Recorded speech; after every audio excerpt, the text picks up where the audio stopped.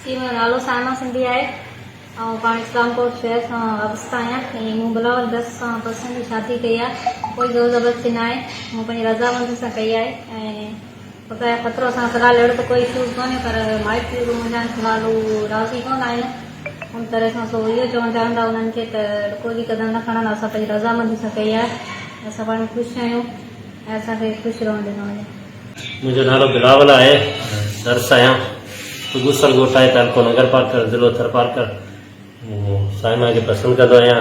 असां प्यार जो परणो टलोला कोर्ट में कयो आहे। प्यार जो परणो टलोला कोर्ट ते कयो आहे।